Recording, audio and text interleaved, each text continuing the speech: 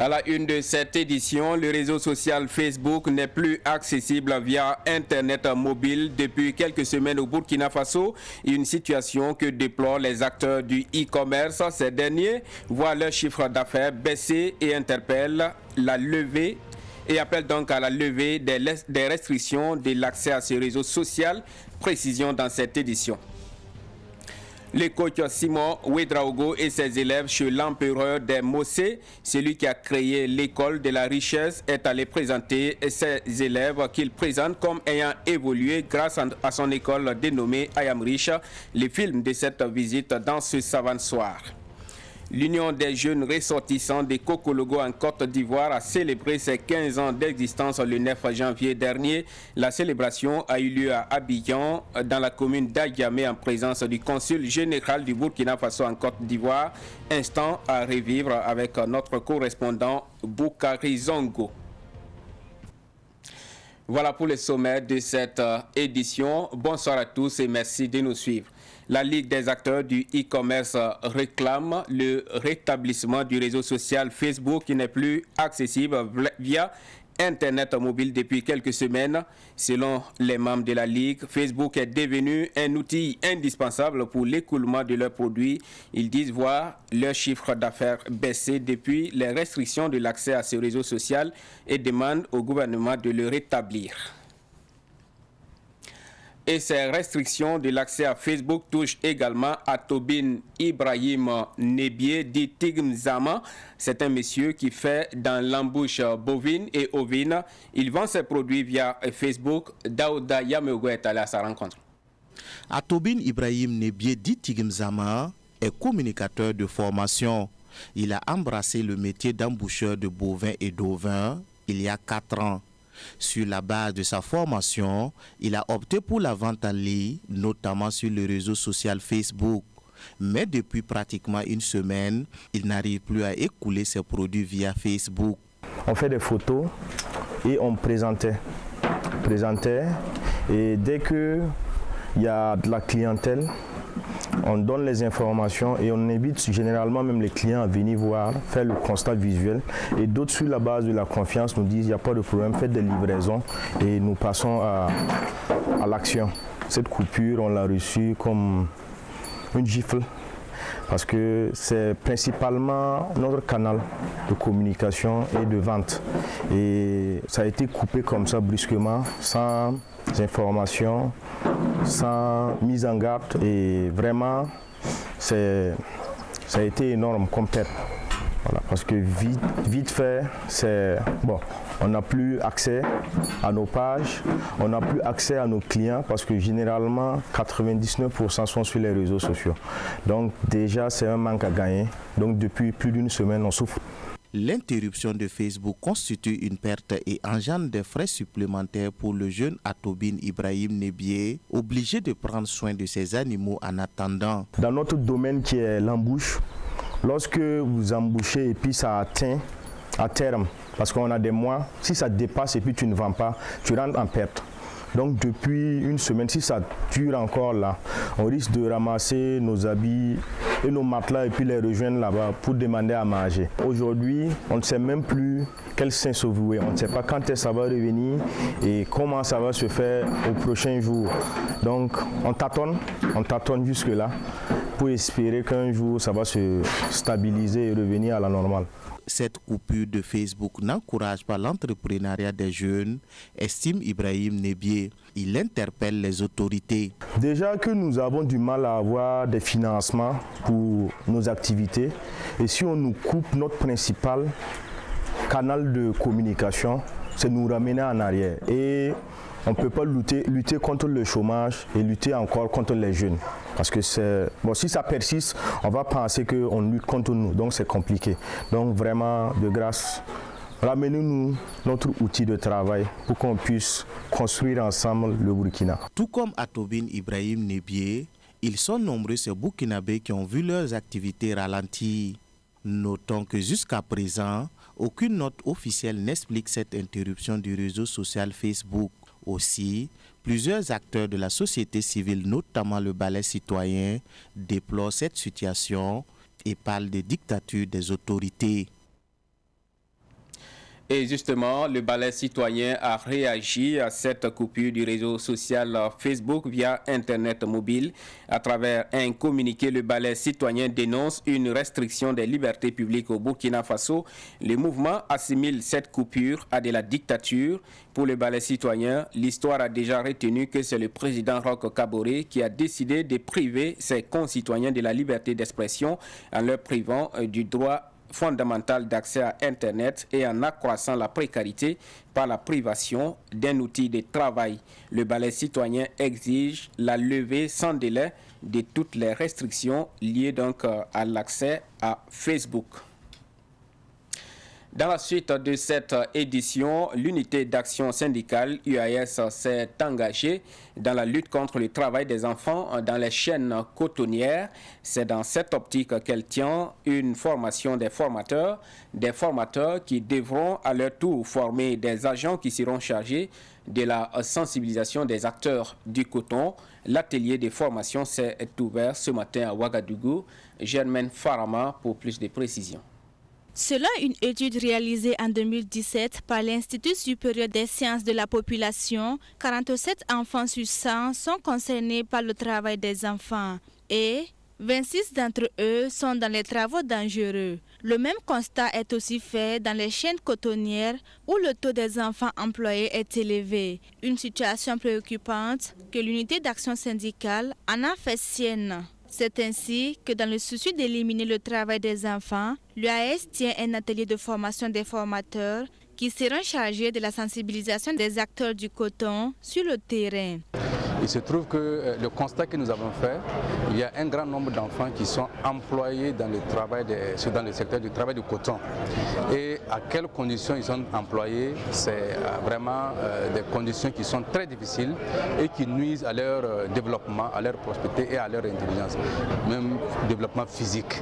De ce fait-là, nous avons, à travers le projet que le BIT a bien voulu mettre à notre disposition avec le financement de l'Union européenne, mis en place ce projet-là qui va permettre de former une quarantaine de nos camarades, de nos délégués qui vont après être déployés sur le terrain dans les zones cotonnières pour sensibiliser les populations afin de les amener à retirer les enfants dans le travail du coton, dans la chaîne de valeur du coton, du textile et de l'habillement.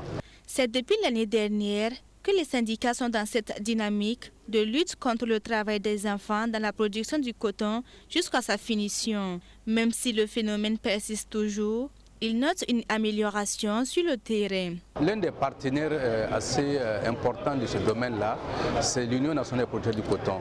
Et nous sommes, c'est vrai que nous n'avons pas directement approché l'Union nationale des producteurs du coton, mais le coordonnateur, à travers ses activités de terrain, est allé plusieurs fois pour échanger avec effectivement cette fêtière-là, afin de les sensibiliser sur les risques et les conséquences du travail des enfants dans la chaîne du coton. Et nous faisons en tout cas, nous prenons cela à notre compte dans la mesure où cela contribuera à faciliter notre action sur le terrain auprès des producteurs du coton. Cette formation des formateurs en vue de lutter contre le travail des enfants dans les zones cotonnières se déroule sur 4 jours. Et les personnes déplacées internes qui ont fui Dablo, Pensa, Foubé et Namisigia inquiètent l'opposition politique burkinabé. Ces déplacés qui ont trouvé refuge à Kaya ont reçu la visite du chef de file de l'opposition politique et son équipe. C'était hier en présence de Issa Oumaratié. L'opposition politique burkinabé au contact des personnes déplacées internes de Kaya.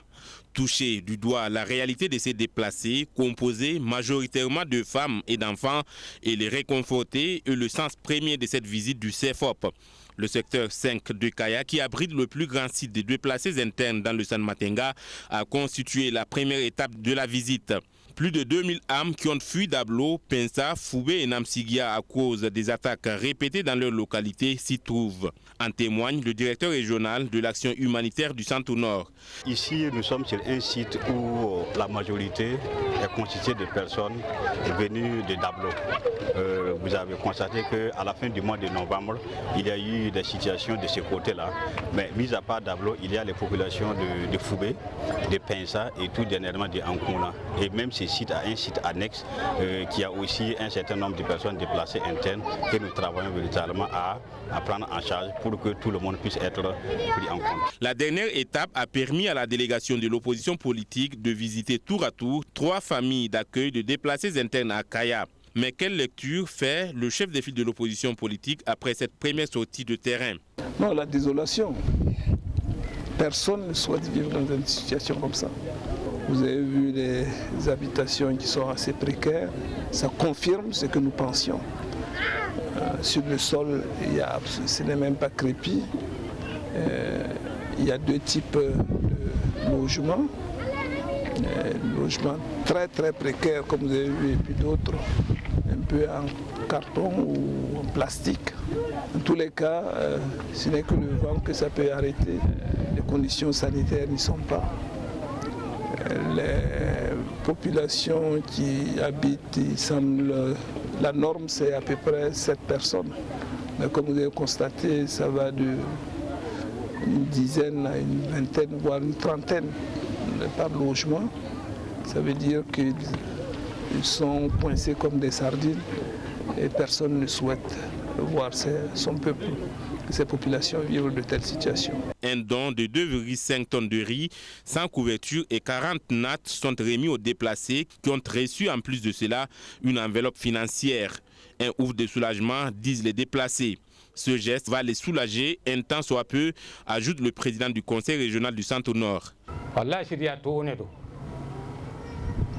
Vraiment, c'est difficile chez nous. Dans notre village, ils sont venus jusqu'à 3 fois. Et à chaque fois, ils enlèvent des gens. Pour la 3e fois, nous avons décidé de quitter le village, aller là où il y a peu de sécurité. Après notre départ du village, ils sont revenus, mais ils n'ont pas trouvé quelqu'un. Le village s'était vidé de ses habitants. On rend grâce à Dieu. Nous sommes arrivés en bonne santé. Nous remercions toutes les autorités pour le geste. Que Dieu leur donne les moyens afin qu'elles puissent nous soutenir. Les besoins sont importants, les besoins sont grands. Et donc l'opposition politique a bien voulu apporter quelque chose pour que nous puissions prendre en charge les déplacés. Et je voudrais ici, au nom des populations, les remercier pour ces gestes. Et c'est vrai, une opposition c'est normal, mais nous saluons ces gestes parce qu'ils ne s'opposent pas simplement, ils accompagnent le gouvernement dans la prise en charge des déplacés. Et ça c'est un geste à saluer. Et l'opposition aussi, son travail, c'est non seulement critiquer, mais aussi apporter des solutions. Rappelons que cette sortie terrain est une première pour le chef de file de l'opposition et il entend descendre dans d'autres localités qui abritent aussi des sites de déplacés internes. Le ministère en charge de l'habitat et de la ville a présenté les résultats de l'examen des demandes d'approbation des projets immobiliers. Un comité ad hoc du ministère a étudié au total 400 dossiers de promotion immobilière. La conclusion est que la plupart n'est pas conforme à la législation. Maître Benawende Sankara et ses collaborateurs étaient face à la presse hier à Ouagadougou. Le point c'est avec Abdoulaye Kinda. Pour examiner et filtrer les demandes d'approbation des projets immobiliers, le ministre de l'Habitat a mis une commission au travail. Au sorti du traitement des 406 dossiers, la commission a retenu 105. Le comité a relevé 105 projets immobiliers qui sont recevables pour la suite du processus. 105 sur les 400. Du coup, ça donne 295 projets immobiliers qui ne respectent pas les dispositions des documents de planification urbaine et donc à ce titre des projets qui seront rejetés et qui ne pourront pas poursuivre la procédure d'approbation pour pouvoir être mis en œuvre. Donc c'est des terres qui doivent être rétrocédées à une utilisation rurale, agro-pastorale, etc., tout ce qu'on veut. Les projets retenus couvrent 7000 hectares. Nous avons donc totalisé 30 000 hectares mobilisés par les promoteurs. Il a été rejeté en gros 23 000 hectares et il a été admis 7 000 hectares pour poursuivre le processus d'approbation qui doit aboutir à la signature d'un arrêté d'approbation. Sur les 400 projets immobiliers introduits, nous avons 92 promoteurs immobiliers qui sont concernés. On veut dire qu'il y a 92 promoteurs qui ont introduit les 400 demandes. Et quand on a fait le classement, nous avons seulement 3 promoteurs qui ont introduit 99 projets immobiliers et mobilisé 9286 hectares, correspondant à 31% de la superficie totale projetée. Les 105 projets concernent les projets de 44 promoteurs immobiliers. Ils seront accompagnés pour l'aboutissement de leurs projets. Auparavant, chaque promoteur immobilier devra faire preuve de capacité financière suffisante. Le coach Simon Ouedraogo, l'empereur des Mossé, celui qui enseigne les techniques d'acquisition des richesses, est allé présenter au Moronaba les élèves de son école dénommée I Am Rich, des élèves qu'il présente comme ayant évolué grâce à l'enseignement reçu. Abdoulaye Kinda nous propose le film de cette visite. Pour coach Simon Ouedraogo, la jeunesse est divisée en 2 camps. Le premier camp veut s'amuser avant de travailler et le second veut travailler avant de s'amuser. Il a dit après la présentation de ses élèves au Moronaba Bango. Nous revenons aujourd'hui lui présenter les étudiants surtout qui ont fini un peu les cycles et qui sont aujourd'hui en start-up, en entreprise. La plupart des premières, deuxième, troisième génération, chacun a son entreprise, chacun vraiment se bat très bien. Donc c'est pourquoi on est venu lui présenter tous ces étudiants, ces jeunes, et les rassurer que bon, la jeunesse est divisée en 2.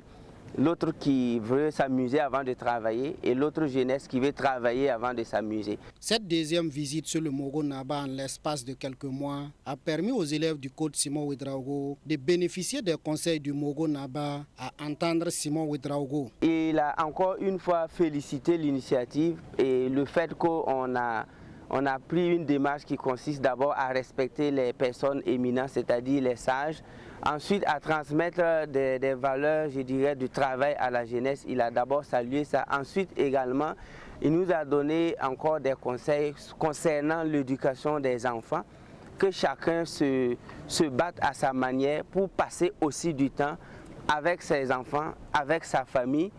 Et il nous a également prodigué des conseils sur l'éthique et aussi la morale dans tout ce qu'on veut faire et le respect surtout de toute personne, je dirais, âgée et éminente. À l'issue de cette visite, coach Simon Ouedraogo et ses élèves ont remis au Moronaba en guise de reconnaissance une canne.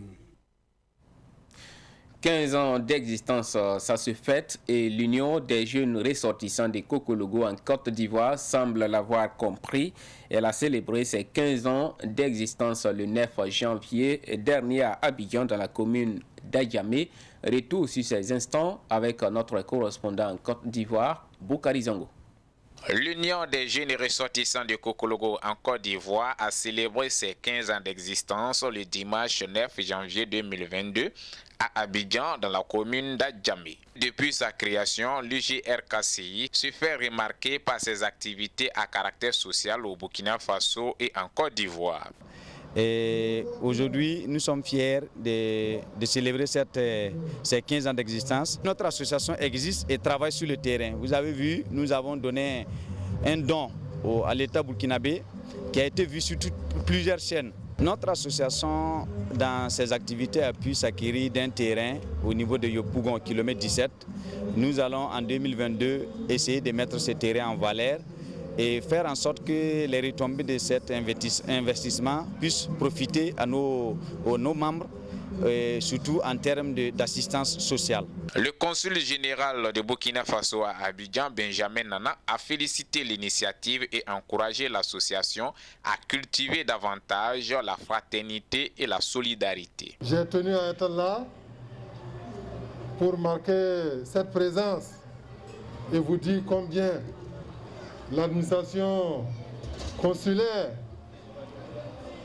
est en phase avec ce que vous menez comme activité. Je profite de l'occasion pour vous transmettre les chaleureuses salutations de son Excellence, Monsieur l'Ambassadeur. Monsieur l'Ambassadeur vous encourage à cultiver la fraternité, cultiver la solidarité. Et c'est ça que nous voulons. En marge de la cérémonie, au total 10 personnes ont reçu des reconnaissances au nom de l'association. C'est un plaisir pour moi d'être là ce matin en tant qu'invité d'honneur de l'association. Une association qui fait partie aussi de mon mouvement. Une association qui a bénéficié en tout cas de mes avantages en matière de conseil. Je ne peux que saluer en tout cas cette dynamisme, je ne peux que saluer le sérieux de cette association. Rappelons que l'Union des jeunes ressortissants du Kokologo en Côte d'Ivoire a offert des vêtements d'une valeur de près de 2 millions de francs CFA aux déplacés internes du Burkina Faso en décembre dernier. En sport, les étalons du Burkina Faso ont arraché leur ticket hier pour les 8e de finale de la CAN Cameroun 2021. Pour leur dernier match de poule, les étalons ont obtenu un point face au Walia de l'Éthiopie après un score d'1 but partout.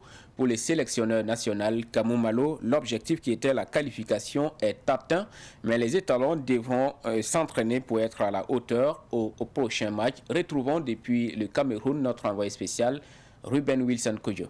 C'est dans une ambiance électrique menée par l'Union nationale des supporters des étalons que les étalons du Burkina Faso ont entamé cette rencontre au stade de Bafoussam. Les étalons, conscients de la situation, savent qu'il faut obligatoirement arracher les 3 points de cette rencontre. C'est dans cet esprit que les hommes de Kamou Malo multiplient des contres dans le camp adverse sans pour autant faire trembler les filets de l'équipe éthiopienne.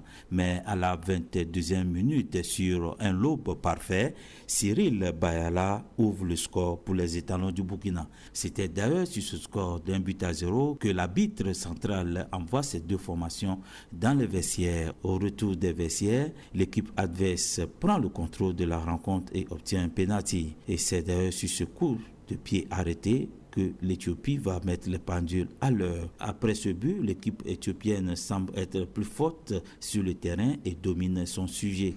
Les étalons du Burkina Faso tiennent bon et jouent le coup en obtenant un score nul d'1 but partout face à cette équipe éthiopienne. Un score suffisant pour arracher son ticket pour les 8e de finale. Kamou Malo, le coach des étalons, reconnaît que son équipe s'est qualifiée pour les 8e de finale, mais pas avec la manière. C'est vrai que ce soir, nous avons eu un match quand même difficile face à une équipe d'Éthiopie très joueuse, et surtout qui jouait ce soir. On n'avait rien à perdre. C'était juste se faire plaisir, ne pas repartir les mêmes vides. Sinon, pour le reste, on s'attendait quand même à un match difficile. À une Coupe d'Afrique, on ne vient pas et puis marcher sur les autres. Alors c'est une compétition, on va avancer petit à petit, pas à pas. Je pense que nous avons franchi un palier et c'est ce qu'il faut retenir. Nous allons aller travailler parce que nous savons que notre équipe n'est pas réellement au top, ça nous le savons dès le départ. Mais nous allons travailler au fur et à mesure à corriger nos insuffisances et c'est ainsi que cette équipe va grandir. Pour les joueurs, ça a été difficile, mais l'essentiel était d'arracher la qualification pour les 8e de finale. L'important pour nous, c'est d'être qualifié après le match contre l'Éthiopie. C'est vrai qu'on s'est qualifié dans la douleur, mais voilà, c'est ça aussi une CAN. Il faut être solidaire et voilà, ça nous permet de resserrer nos liens. On sait qu'on a des choses à améliorer encore. Je suis content qu'on soit qualifié dans ces circonstances. Ça montre à tout le monde qu'on a des choses à corriger. On va essayer de les corriger et grandir encore plus dans cette compétition. Je pense que maintenant, tout est possible. C'est un match à élimination directe maintenant. C'était mieux de faire des erreurs lors des phases de poule. Maintenant, on sait qu'on n'a plus droit à l'erreur. Il faut jouer les matchs maintenant pour les gagner. Tout de suite après la deuxième mi-temps, on encaisse ce but-là. Ça nous met un coup sur la tête. On s'est relevé, mais on n'a pas réussi à scorer. Et nous étions face à une bonne équipe de l'Éthiopie. Donc voilà, on a essayé de faire le maximum. Malgré ça, on est resté solide. On n'a pas encaissé ce deuxième but, c'est le plus important. On était là pour nous qualifier. On s'est donné un objectif de se qualifier. Donc on s'est qualifié pour les phases suivantes. On est très très content de ce résultat. Je veux dire que tout d'abord, on est content pour la qualification. Et je me dis qu'il y a beaucoup de trucs à revoir. Parce qu'en deuxième mi-temps et en première mi-temps, on était en difficulté. Et je me dis que c'est déjà des trucs qui ne se pardonnent pas dans les 8e de finale. Donc on a essayé de voir et travailler l'entraînement. Sinon, de toute façon, on était venu pour la qualification, on est qualifié, donc c'est le plus important. Je veux dire qu'on menait 1-0, donc du coup on a voulu jouer par contre-attaque. On a encaissé un but, le but sur le penalty. On savait qu'avec le match, on était qualifié. On faisait tout pour ne pas encaisser le deuxième but. C'est ce qu'on a fait jusqu'au bout. Notons que les étalons livrent leur 8e de finale le dimanche prochain, soit contre le Gabon ou le Ghana. Voilà, une qualification arrachée à Bafoussam et vécue à Ouagadougou par le 12e joueur. Certains maquis de la place ont servi d'espace pour les supporters restés au pays. Micheline Zongo nous fait revivre ces moments.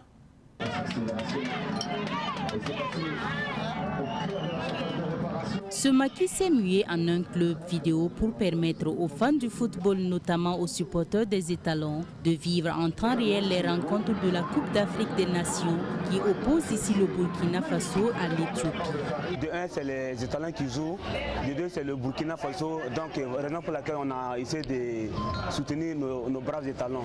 Une promo de boissons aussi pour accompagner les étalons. Chaque fois que les étalons jouent, en tout cas, on a du mal à gérer la clientèle, surtout les supporters. Entre deux gorgées, ces supporters tentent de pousser les étalons à la victoire.